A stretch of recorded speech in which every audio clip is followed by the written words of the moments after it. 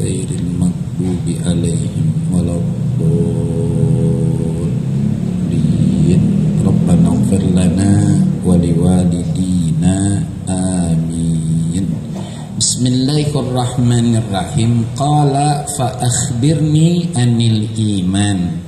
Qala an tu'mina billahi wa malaikatihi wa kutubihi wa rusulihi wal yaumil akhir wa tu'mina bil qadari khairihi wa syarrihi ila akhiril hadis. Hadirin jamaah rahimakumullah, kita masih membahas kitab Syarah Irsyadul Ibad ila Sabilir Rasyad karangan Syekh Zainuddin bin Abdul Aziz bin Zainuddin Al-Malyabari, masih berkenan tentang babul iman, bab yang membahas tentang nikmat terbesar dari Allah untuk hamba-hambanya yang dipilih oleh Allah, yakni nikmat iman.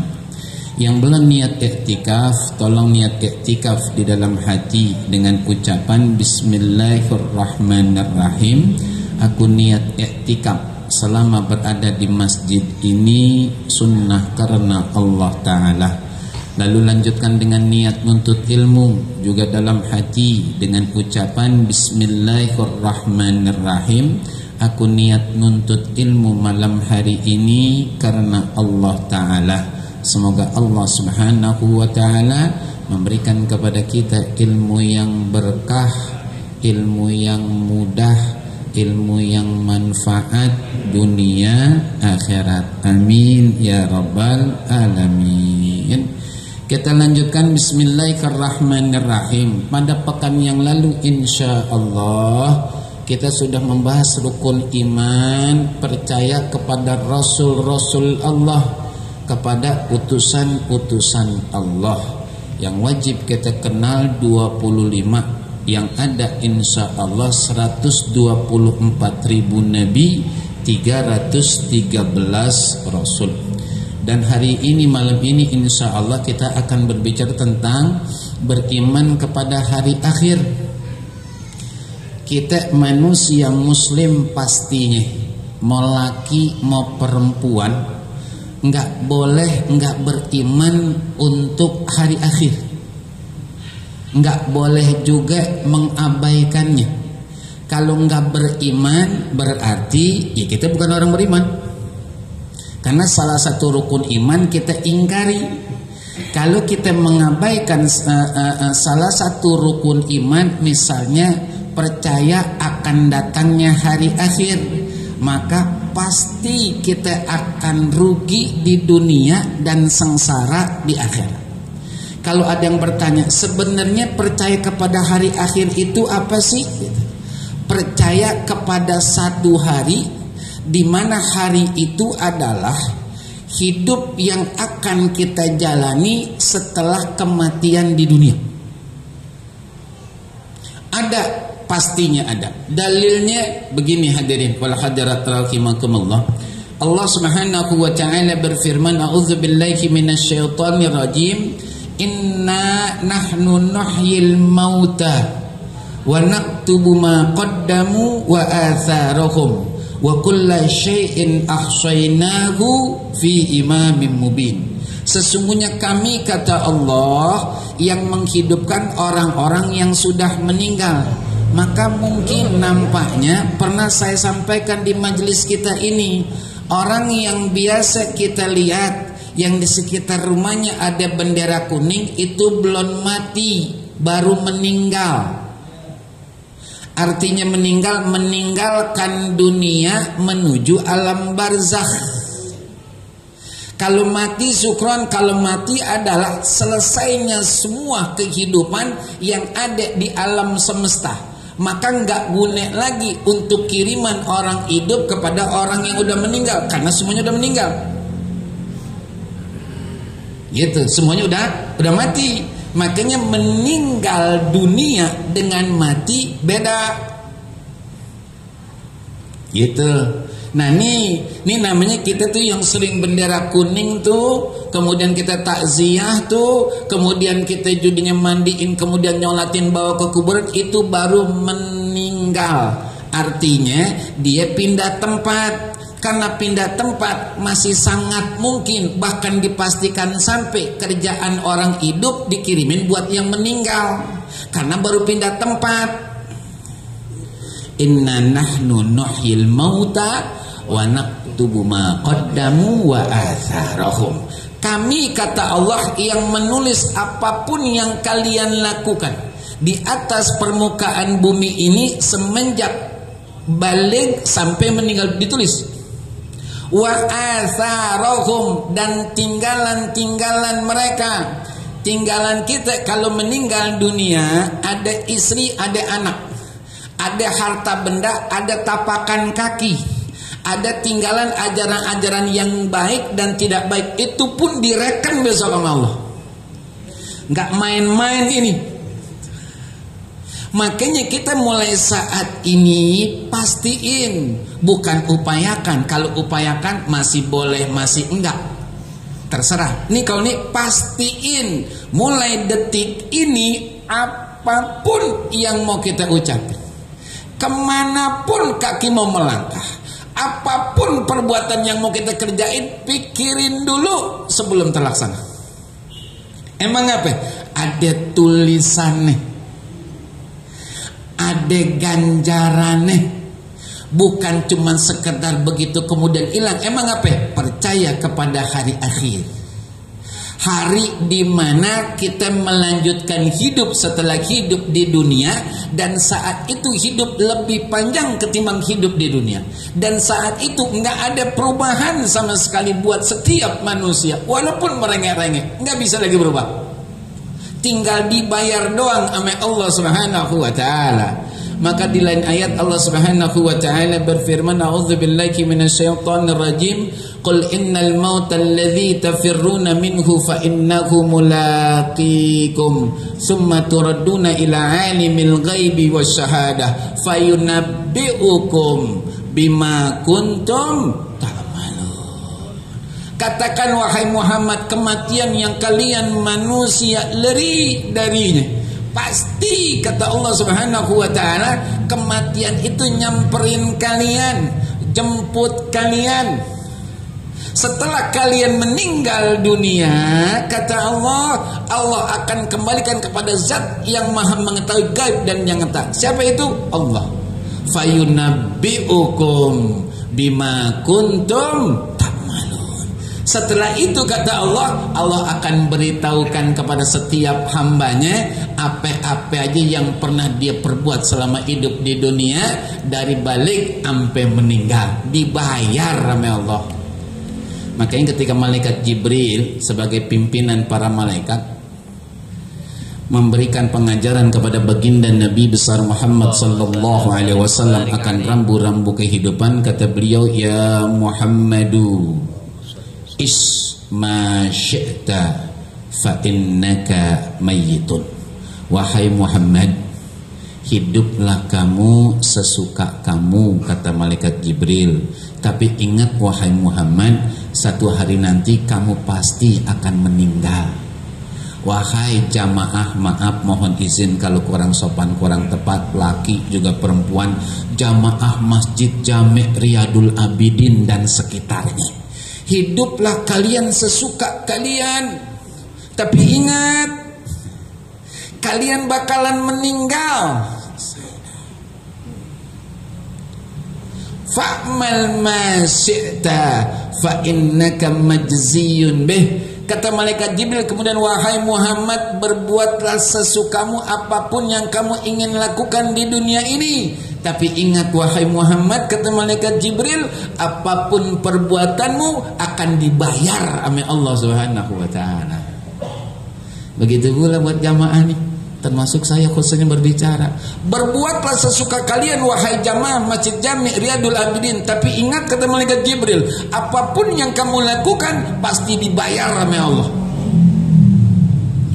Makanya buat kita nih orang majelis taklim, buat kita nih orang Islam laki perempuan, maaf, jangan main-mainin dosa sekecil apapun, dimanapun, dalam situasi apapun, jangan pernah Emang apa? Sangat bisa jadi gara-gara dosa kecil tersebut mampir di neraka.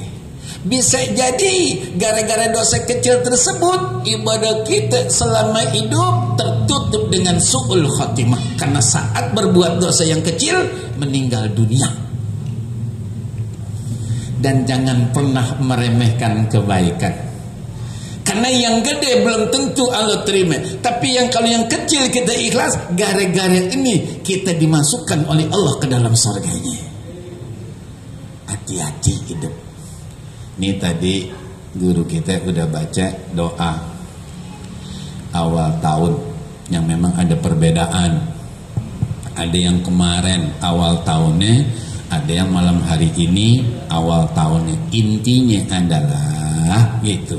Mau kemarin ke, mau malam ini ke, yang penting bagaimana kita menyikapinya. Pertanyaannya buat kita jamaah, pergantian tahun itu tiap tahun, mohon maaf, pergantian waktu itu setiap tahun apa setiap detik sih? Ibu, pergantian waktu setiap detik apa setiap tahun? Detik. Bapak? Detik. Jadi kudu berubahnya setahun dulu apa setiap detik? Udah berubah belum? Gak. Kan gitu ya. Nah, kalau pergantian waktu judulnya setahun sekali masih nggak melek mata hatinya. Saya nggak berbicara mata ini ya. Kalau mata ini rata-rata kita melek kita. Tapi maaf ya, maaf. Kayak orang buta jadinya. Cuman melek doang. Ngeraba-raba, dia nggak kenal mana masjid, dia nggak kenal namanya majelis talim, dia nggak kenal namanya musola, tapi yang gumbreng, dikenal tuh, dia paham tuh, kan begitu. Yang judulnya Juragan Empang apa lagunya ya? Apal dia tuh, dia tahu tempatnya di mana. Dimodalin duit, gocengan ditukerin buat nyawer. Tanya sekarang sama diri kita. Kita kalau ke majelis talim khususnya Jumatan buat laki-laki juga khususnya, bawa duit gak? Alasan dah. Nyawer aja lah. Bawa tuh duit. Dosa dibeli, yang ada aja belum tentu kehapus. Maaf ya, belagu-lagu. Nah dosa saudara. Lah haula. Yang ada kita meninggal belum tentu kehapus. Dinambe pahala, dia nggak tahu diterima kagak, puas udah segitu doang. Ente mau masuk surga jauh. Emang apa? Orang kalau mau masuk surga dia seumur murmur jauh dari dosa, seumur murmur dia ibadah, belum tentu masuk surga. Apa iya syukuran? Hitung sekarang, ayo kita main akal kita nih. Kita dikasih nikmat sama Allah setelah lahir apa sebelum lahir? Ibu-ibu saya nanya nih, kita dikasih nikmat sama Allah sebelum lahir, semenjak kita sebelum lahir atau setelah lahir? Assalamualaikum. Sebelum lahir dikasih nikmat sama Allah, benar? Bagaimana caranya? Nah, kan bingung, bapak-bapak. Kita dikasih nikmat sama Allah sebelum lahir atau setelah lahir? Nih gaduh-gaduh nih. Ada yang setelah, ada yang sebelum nih. Setelah lahir apa sebelum lahir? Sebelum. Bagaimana judulnya sebelum lahir? Kandungan ibu. Kita dikasih nikmat sama Allah, dikasih nikmat, di antaranya adalah nikmat iman. Kita nih mohon maaf, iman kita warisan, tapi walaupun warisan top, kita dipilih sama Allah. Kan begitu. Nah, judul kita ibadah kapan? Masih di perut apa setelah balik? Setelah balik. Kira-kira banyakkan mana kalau begitu? Nikmat apa ibadah? Ngandelin ibadah, jauh sorga, itu pun belum tentu diterima. Paham? Makanya pantas tepat banget Allah mengatakan wa in ta'uddu nikmatallahi la tuhsuha. Kalau kalian hitung nikmat-nikmatku kata Allah enggak bakal bisa kehitung. Asli itu. Tepat banget dah. Firman Allah Subhanahu wa taala, cuman kita nih manusia, maaf ya, ingkar nikmat. Dan itu dinyatakan oleh Allah, qalilam ma tashkurun, dikit dari kalian yang bersyukur. Padahal semua kita bisa hidup. Saya mau nanya sama bapak-bapak nih yang laki, yang namanya nikmat atau rezeki itu apaan sih?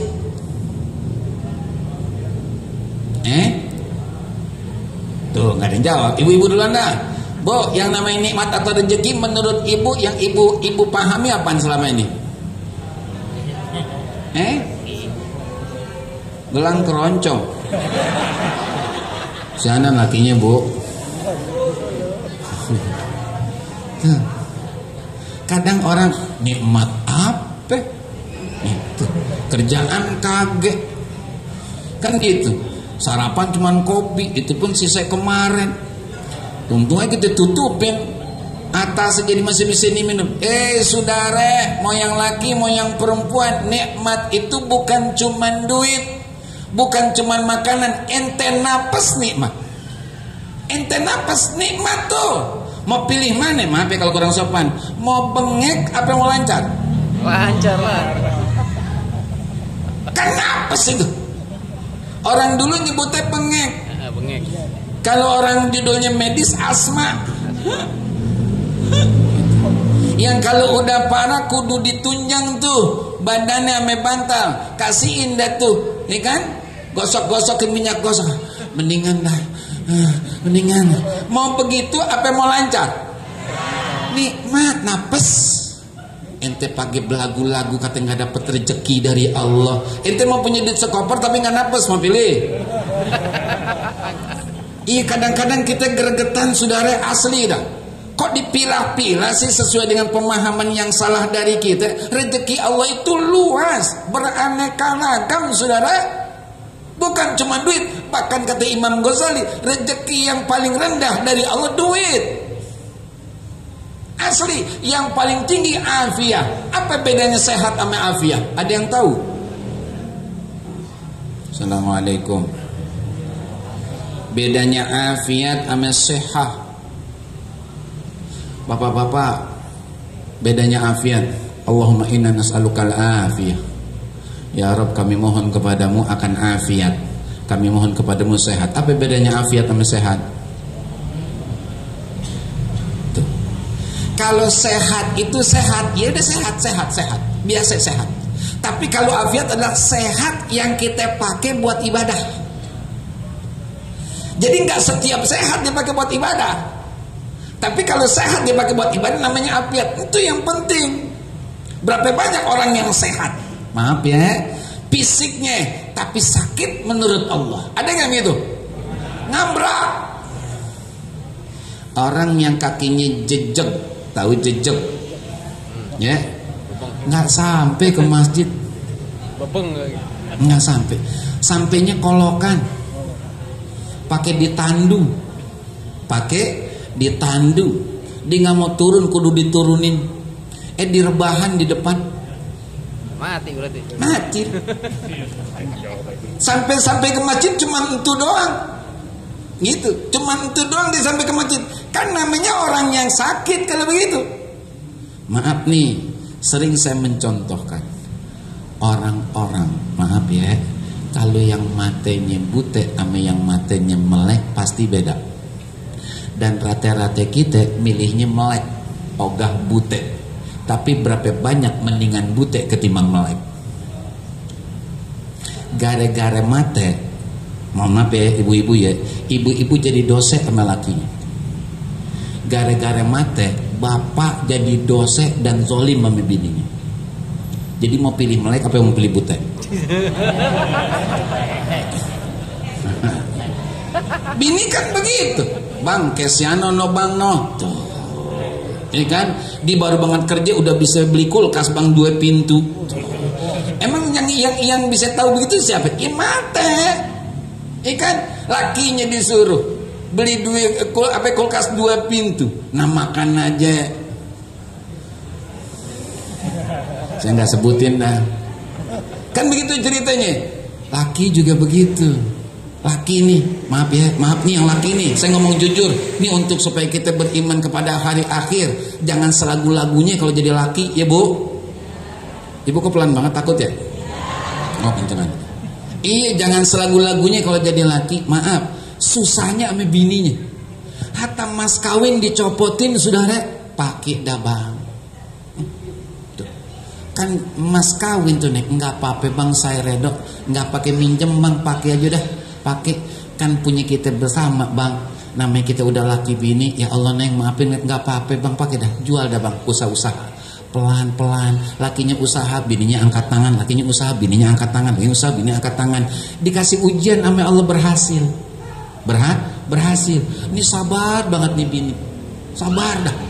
Dengan keadaan ekonomi yang terpuruk sekian tahun lamanya, berhasil, ini dilupain karena lihat yang warung janda. Bukan saya Bu, no, yang sebelah sono. Iya kan, ente bisa berhasil gara-gara cincin kawin bini, itu hak beliau, boleh tanya guru siapapun. Jangankan kita lakinya, babanya aja gak boleh minta, gak boleh minta. Dan itu harus ganti kalau bininya minta ganti. Bininya kaget, sabar.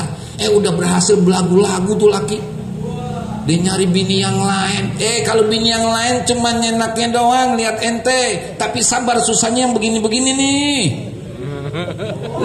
Nggak ada lagi yang begini nih. Tuh kan judulnya limited edition. Maafin ya Bu. Ya. Diizinin. Bener Bu, diizinin. Yang pojok Bu, duduknya biasanya kalau ngaji begitu tuh yang pojok dekat pintu dia ngajinya. Ada nggak bini sih? Ada. Kita lanjutkan lagi. Jadi begitu hadirin. Apalagi nih tahun baru. Saya mohon maaf ya. Kemarin tuh malam Ahad ngaji di depan rumah Buya, rumah Ibu. Saya nggak buka kitab. Jadi ngaji introspeksi diri, muhasabah. Karena banyak orang nggak kenal dirinya. Kalau diingetin, nggak bergeming aja, begitu aja udah selagu-lagu semau dia aja. Kita bilangin bahwasanya kita memang lelah ibadah, lelah. Asli kita lelah. Beneran kita lelah. Nyari duit kan ibadah, lelah. Sholat juga judulnya lelah. Kok lelah sukun kan sekitar 5-10 menit. Benar. Apa namanya? Selamat dari gangguan setan itu nggak mudah. Nggak mudah. Makanya sering saya bertanya, mana susahan sholat berjamaah sama sholat sendiri? Ayo susahan mana?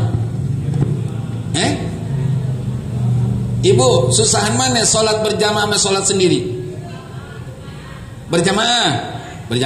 Menurut Bapak sholat berjamaah apa sholat sendiri yang lebih susah? Sendiri. Kalau sendiri tar. Itu susah tuh. Saya tanya, baru banget zuhur, masih lama azan. Tuh, susah. Kalau kita berjamaah itu lebih ringan. Cuman pahalanya lebih besar. Jarang orang yang mau. Padahal kata baginda Rasul, ya kan gitu. Salatul jama'ati tafdulu min salatil fardhi bisab'in wa isrina darajah atau kama qala Rasulullah sallallahu alaihi wasallam. Salat berjamaah itu lebih utama ketimbang salat sendiri sebanyak 27 derajat. Jangan lihat 27-nya. Kalau 27 kurang dari 30 syukran. Orang juga tahu saudara. Cuman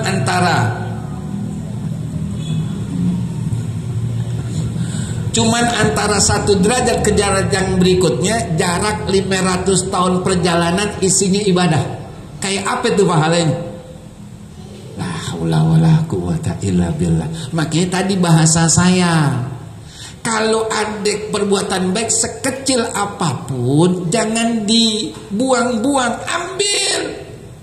Karena kita ngelihatnya cuma zahirnya doang, tapi dalamnya Allahu Akbar. Bisa jadi itu yang menjadikan Allah masukin kita ke surga. Yang gede belum tentu diterima maut, tapi yang kecil.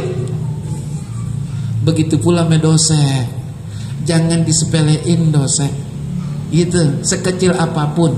Dan rata-rata dosa itu enak, tapi enaknya cuma sebentar, sengsaranya sampai neraka. Gitu. Ayo dah kalau nggak percaya, ente lakuin dah. Yang penting kita udah kasih tahu nih. Ente senang-senang, ente nggak sholat senang-senang, ente tidur aja. Ente nggak ngaji jalan nongkrong di pos ronda, nggak apa-apa. Ya kan, sampai jam 3:30 pulang tidur dah, nggak apa-apa. Enakan tidur kagak sholat, nggak dingin. Dengan beberapa hari ini hujan subhanallah, dinginnya Allahu Akbar. Kita kagak kuat, cuman alasan doang, begadang sampai malam kuat. Ente kena air segitu nggak kuat, merengken. Kan gitu ceritanya. Tidur dah. Enaknya cuman sebentar saudara. Besok ente masuk nggak bisa tidur lagi di kuburan. Maaf ya, rasain dah tuh. Nggak boleh kita nggak beriman dengan hari akhir. Gitu. Berarti kita bukan orang beriman. Gak boleh kita mengabaikan, karena kita akan rugi pastinya. Percaya kepada hari akhir, kehidupan yang Allah akan wujudkan setelah kehidupan di dunia yang diakhiri dengan meninggalnya kita manusia. Ya, tolongin banget. Jadi apapun dah, jangan dikerjain kalau yang jelek. Jangan, walaupun dikit, jangan. Ya, mau di majelis taklim kayak di luar majelis taklim, kayak di masjid, kayak di luar masjid, kayak di rumah, kayak di luar rumah, kayak jangan dikerjain juga, jangan. Orang lain boleh kaget tahu saudara, boleh nggak tahu orang lain, tapi Allah pasti maha tahu. Dan Allah tidak akan pernah membiarkan hambanya itu, ya kan, berlenggak-lenggok di atas bumi yang Allah ciptakan dengan sesuka-suka dia. Allah akan bikin belalak mata orang tersebut besok setelah dia meninggal dunia. Dikasih siksaan sama Allah. Yang ini yang ente carikan. Saya baca sebuah keterangan hadirin wal hadirat rahimakumullah. Setiap hari gunung itu teriak sama Allah. Kalau bahasa kita, ya Allah, saya tumpah, saya meletus ya. Apa yang kata Allah? Jangan. Bumi teriak sama Allah, ya Allah, saya telan nih manusia ya. Jangan, kata Allah. Jangan. Laut lagi teriak juga, ya Rob, saya tumpah ya. Saya tumpah nih. Jangan. Allah masih sayang sama kita. Asli. Kalau Allah bilang, iya gunung meletus dah, iya bumi yang nakal di atas ente telan dah, laut kalau ente lihat nih banyak berdosa, tumpah dah, abin kita. Abin, asli abin. Ngapain Allah kasih kesempatan? Karena Allah masih pengen lihat hambanya kembali ke jalan Allah. Zaharal fasadu fil barri wal bahri bima kasabat aydin nas liyudhiqahum ba'dal ladzi amilu la'allahum yarji'un. Telah nampak kerusakan di darat dan di lautan akibat ulah tangan manusia yang nakal. Lalu Allah kasih teguran, ujian, cobaan, musibah oleh Allah. La'allahum yarji'un, agar mereka kembali kepada Allah. Enggak kembali, dikulung sama Allah. La haula wala quwata illa billah. Nih, syukran saya menyantai. Saya enggak sholat syukran. Enggak sholat syukran. Enggak. Lah buat apaan sholat kalau menghambat kerja kita syukran? Gitu. Aneh nggak puasa syukran, mau ngapain puasa? Nah, makanan ada di rumah, ngapa kita jadi lapar makan? Top, ente top. Aneh biar segar syukran. Aneh baru buka cabang lagi di Jogja, kantor aneh. Baru launching kemarin. Oh gitu. Apa? Mana di halangannya? Saya nggak ibadah. Saudara. Azab Allah yang paling pedih ketika manusia masih hidup dan gak berasa adalah hati ente dikunci sama Allah. Itu azab yang paling pedih. Itu azab yang paling pedih. Dia merasa aman dengan ancaman hukuman Allah dan merasa nyantai berbuat dosa terhadap perintah Allah. Itu dosa yang paling pedih, apa namanya, siksa yang paling pedih dari Allah. Orang tenang aja dia nggak sholat, bang nggak sholat, Belanda anteng aja dia, nggak merasa berdosa. Ada nggak yang begitu? Banyak. Mau yang perempuan kayak mau yang laki begitu. Pok jangan begitu bapak sama laki, belapah laki-laki kita. Ngapa emangnya? Dia begitu. Kayak tadi subuh saya ngaji, nerangin tentang laki-laki. Kata ibu-ibu begini, nah kalau lakinya yang nakal, yang galak, yang ini gimana itu San? Saya bilang begini, kalau laki nakal enggak selamanya laki salah, Bu. Bisa jadi ibu tidak memberikan apa yang dibutuhkan oleh lakinya. Makanya maaf ya, ada ungkapan tapi jangan salah paham. Tapi tetap minta maaf kalau kurang berkenan ya. Kalau di luar rumah kayak orang Arab tuh perempuan cakep. Di luar rumah kayak orang Arab, tapi di dalam rumah kayak orang Barat. Paham gak kira-kira? Paham gak? Saya kasih udah paham nih, udah ketahui soalnya. Di luar perempuan yang cakep tuh yang bagus, yang top adalah di luar rumah kayak orang Arab. Tuh. Apa itu orang Arab? Tutupan semuanya rapat. Tuh. Orang gak ada yang tahu, cuman dua belah bola matanya doang yang kelihatan. Dan gak pernah ada judul berbentuk tubuhnya. Tapi di dalam rumahnya kayak orang Barat. Tahu orang Barat? Tuh perempuan bagus tuh namanya. Emang apa? Lakinya nggak bakal kemana-mana. Iya, kan perempuan begitu, teriakannya doang kenceng, nyalain lakinya. Padahal kalau perempuannya oke bang, walaupun monopos berih terus bang. Majir. Ayo dah ibu, bener gak? Ibu kan kalau udah monopos begitu bu, banyak aja alasannya. Bang dingin bang, malas mandi bang, abang juga cuman top gitu doang. Nyender, rebah, ngiler, nyender, rebah, ngiler. Udah, nah saya udah semangat banget bang. Saya kan kudu mandi juga bang kalau begitu. Nggak apa-apa, yang penting laki girang pahala bu. Jadi dia nggak cari yang lain. Gara-gara ibu nggak kasih. Emang udah tua bu, biarin apa di senderan. Begini dong, kan kalau di senderan judulnya di balai dia enak bu. Senderan di begini, udah bang, enak ya, hangat gitu. Dingiler dah, udah. Ngapain lagi? Daripada mohon maaf ya bu, daripada laki yang ada di rumah ya, cari sandaran yang lain. Ibu dosa, bukan cuma laki dosa, ibu ikut dosa. Emang apa? Haknya suami ibu kagak kasih. Makanya bapak jangan nikah siri pak untuk supaya nyari kesenangan, kesianan bini. Jangan membenarkan apa alasan bapak. Tanya dulu ame bini, masih mau nggak nemenin saya gitu. Jangan main tinggal-tinggal aja. Bapak kan begitu lagunya.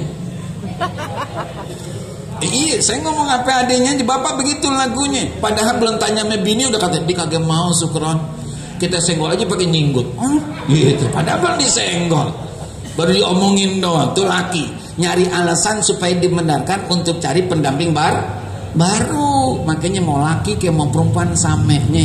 Ingat nih urusan akhirat. Kita boleh merekayasa alasan, tapi Allah tahu yang sebenarnya. Jangan main-main itu. Mau laki kayak mau perempuan samanya. Dan saya ingetin buat perempuan, maaf nih ya, maaf ini sering saya sampaikan. Siapa sih laki-laki yang kayak laki kita bu? Ibu tanya deh. Walaupun sebelah kanan sebelah kiri dia lebih ganteng ketimbang laki kita, kerjaannya lebih bagus, penampilannya lebih oke, badannya lebih wangi, benar, nggak salah bu. Yang di rumah jauh banget, jauh banget dah pokoknya. Ini jarang banget nyisir, paling cuma cuci muka doang gitu. Kerjaannya juga nggak jelas gitu. Tapi maaf, dia sabar punya bini ibu. Ayo dah kalau nggak percaya, belum tentu tuh yang ganteng sabar punya bini ibu. Bener gak pak? Bapak ngapain diem aja begitu? Bapak takut ya? Nah saya sih ngomong apa adanya pak. Nah kadang-kadang bini begitu nyarinya. Padahal ini dikasih ame Allah. Nih istri yang begini nih karakternya, lakinya yang cocok begini. Allah tuh yang nentuin. Tuh. Karena Allah yang nentuin, jadi Allah tahu oh dia nih pasnya nih bininya agak temperamental, senggol dikit emosian. Nah nih lakinya sabar. Tuh. Dikasih ame Allah, dicocokin ame Allah. Tuh. Bininya cari yang ganteng. Ya. Iya lah. Belum tentu yang ganteng betah sama ibu, Bu. Jangankan manusia, jin ribuan tahun aja nggak betah. Maafin ya Bu, maafin ya. Dia ngomong keceplosan namanya Bu, maafin ya doain ya Bu, maafin. Ih, ya Bapak kan punya bini Pak, bener gak? Kalau yang cerewet, ya Allah Robi. Kalau nggak pernah iketin di pohon pisang. Yang sampingnya itu ada judul sumur tua. Jinnya yang keluar bukan bini bapak yang bapak sendiri, jinnya yang keluar nggak kuat. Tuh bini-bini tuh. Takut, setan takut sama dia, bagaimana lakinya? Ya Bu, nah nih jadi percaya kepada hari akhir harus dah. Jadi kita hati-hati hidup. Karena kan begini nih, ini sebelum kita closing karena memang ada maklumat nanti dari guru kita, ketua masjid. Gini, kita tuh dipanjangin umur sama Allah, ya. Itu pasti ada yang Allah kurangi. Kan gitu. Allah kasih panjangin umur nih dari 40 ke 41, dari 45 ke 46, dari 53 jadi 54. Tuh Allah tambahin tuh umurnya. Tapi ada yang Allah kurangi, nafsu makannya, kesehatannya, jejaknya dikurangin gitu, pandangan matanya dikurangin.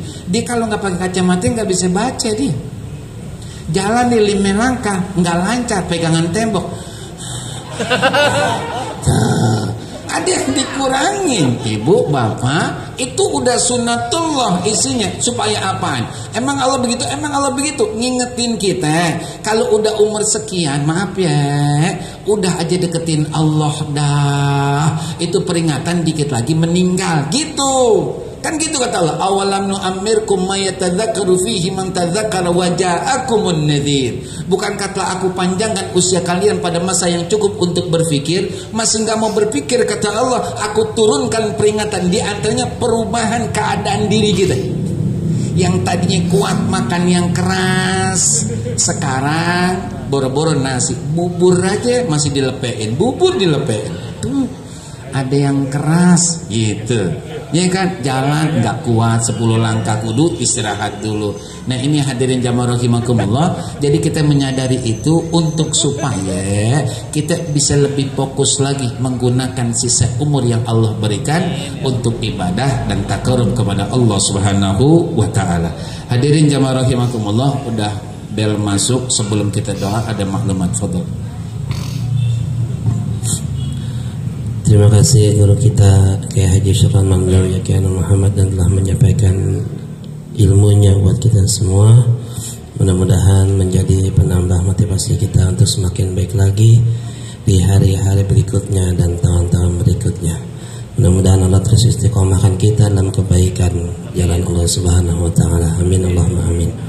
Hadirin hadirat yang Allah Subhanahu wa taala, singkat saja sebelum kita baca doa.